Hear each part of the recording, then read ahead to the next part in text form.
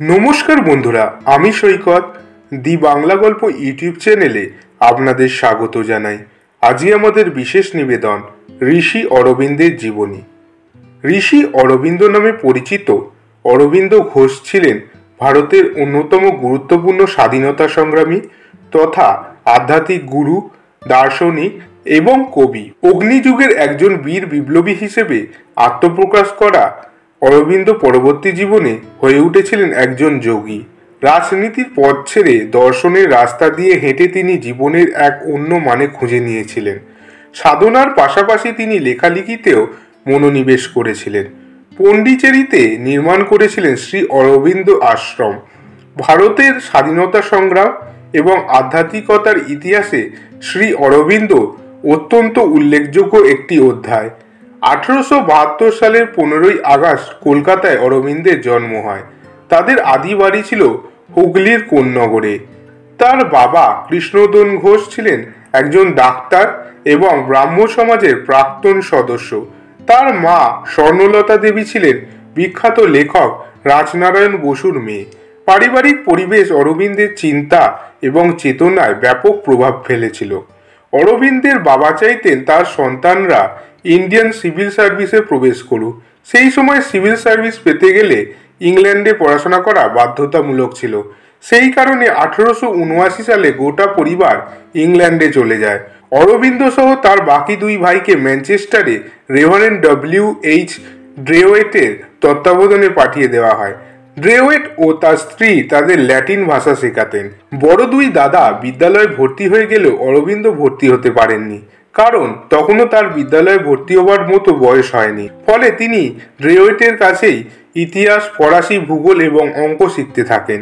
1884 সালের সেপ্টেম্বর মাসে অরবিন্দ ও তার ছোট ভাই সেন্ট পলস বিদ্যালয়ে ভর্তি হন। তিনি কেমব্রিজের কিংস কলেজ থেকে বৃত্তি সহ পাশ করেন। অরবিন্দ সিভিল সার্ভিসে 250 জন পরীক্ষার্থীর মধ্যে একাদশতম হন। তবে তার সিভিল সার্ভিসে কোনো রকম আগ্রহ ছিল না। তিনি ঘোড়দৌড়ের প্রতিযোগিতায় ইচ্ছাকৃতভাবে দেরি করে পৌঁছেছিলেন যাতে তিনি প্রতিযোগিতা থেকে বেরিয়ে যান। 1893 সালে তাকে প্রথম বরোদা রাজ্যের শাসনভার দিয়ে পাঠানো হয়। এখানে তার কাজ ছিল সমীক্ষা এবং ভূমি বন্দোবস্ত বিভাগে। পরে তাকে রাজস্ব বিভাগে এবং তারপরে তাকে সচিবালয়ে পাঠানো হয়। এর পাশাপাশি 1897 সাল পর্যন্ত তাকে আরো বিভিন্ন কাজ করতে হতো, যেমন ব্যাকরণ পড়ানো, গায়কোয়াড়ের মহারাজের জন্য বক্তব্য লিখে দেওয়া ইত্যাদি।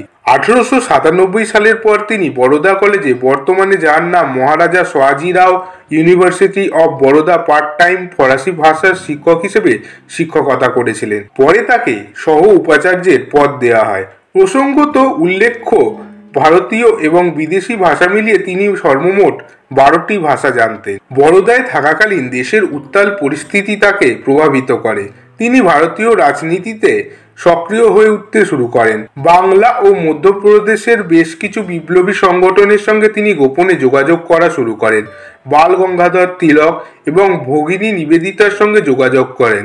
তিনি মাঝে মাঝেই বরোদা এবং বাংলায় যাতায়াত করতেন। 1901 সালে কলকাতায় এলে তার বিয়ে হয় ভূপালচন্দ্র বোসের 14 বছর বয়সী মেয়ে মৃণালিনী দেবীর সঙ্গে। 1905 সালে বঙ্গভঙ্গ ঘোষিত হওয়ার পর আনুষ্ঠানিকভাবে 1906 সালে তিনি কলকাতায় আসেন। প্রত্যক্ষভাবে তিনি নরমপন্থী রাজনীতির সমর্থক হলেও কিন্তু পরোক্ষে সশস্ত্র বিপ্লবী কার্যকলাপে অংশগ্রহণ করতেন, যাতে স্বাধীনতা সুনিশ্চিত করা যায়।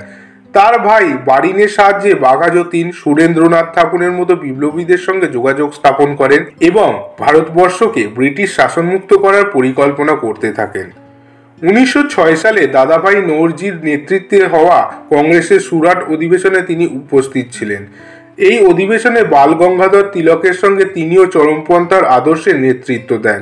1907-08 সাল নাগাদ তিনি পুনে, মুম্বাই, বরোদায় ঘুরে ঘুরে ব্রিটিশ বিরোধী প্রচার চালাতে থাকেন এবং জাতীয়তাবাদের পক্ষে জনমত গঠন করতে থাকেন। 1908 সালের মে মাসে আলিপুর বোমা মামলার সঙ্গে যুক্ত থাকার অপরাধে তাকে গ্রেপ্তার করা হয়। জেল থেকে ছাড়া পেয়ে তিনি ইংরেজিতে কর্মযোগী এবং বাংলায় ধর্ম এই দুটি পত্রিকা প্রকাশ করেন। উত্তরপাড়ায় দেওয়া একটি বক্তৃতায় আধ্যাত্মিক জগতের প্রতি তার আকৃষ্ট হওয়ার ইঙ্গিত পাওয়া গেছিল। 1910 সালে রাজনীতি থেকে নিজেকে সরিয়ে নিয়ে সেই বছরের এপ্রিল মাসের 4 তারিখে তিনি পন্ডিচেরিতে চলে যান। আলিপুর বোমা মামলায় জেলে যাওয়ার পরে জেলে বসেই তার চিন্তাভাবনা পরিবর্তিত হয়েছিল বলে অনুমান করা হয়। তিনি জানিয়েছিলেন যে আলিপুর জেলে স্বামী বিবেকানন্দ তার সঙ্গে দেখা করতে গিয়েছিলেন। নিজের আত্মজীবনীতে অরবিন্দ লিখেছিলেন যে 1907 সালে বারিন তাকে মহারাষ্ট্রের এক যোগী বিষ্ণু ভাস্কর লেলের সঙ্গে দেখা করান, যিনি তাকে নিজের মধ্যে থাকা গুরুর ওপর নির্ভর করার কথা বলেন।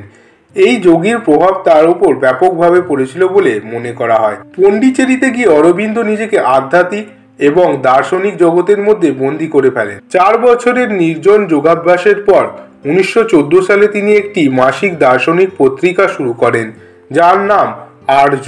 আধ্যাত্মিক জীবনে পদার্পণ করার পরে তিনি এই সংক্রান্ত প্রচুর বই লেখেন, যার মধ্যে উল্লেখযোগ্য কয়েকটি হল the life divine, the synthesis of yoga, essays on the Gita, the secret of the Veda, the Upanishads, the renaissance in India, war and self determination, the human cycle, the future poetry ইত্যাদি।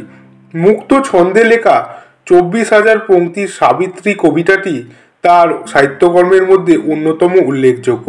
শুরুর দিকে অরবিন্দের কিছু সংখ্যক অনুগামী ছিলেন, কিন্তু সময়ের সঙ্গে সঙ্গে তাদের সংখ্যা বাড়তে থাকে। ফলস্বরূপ 1926 সালে পন্ডিচেরিতে গড়ে ওঠে শ্রী অরবিন্দ আশ্রম। 1926 সাল থেকেই অরবিন্দ নিজেকে শ্রী অরবিন্দ বলে পরিচয় দিতে থাকেন।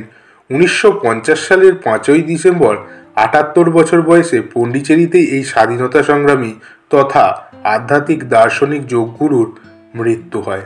আশা করি আজকের বিশেষ নিবেদনটি আপনাদের ভালো লেগেছে। ভালো লাগলে অবশ্যই লাইক, শেয়ার, কমেন্ট করতে ভুলবেন না এবং চ্যানেলটিকে অবশ্যই সাবস্ক্রাইব করবেন। ধন্যবাদ।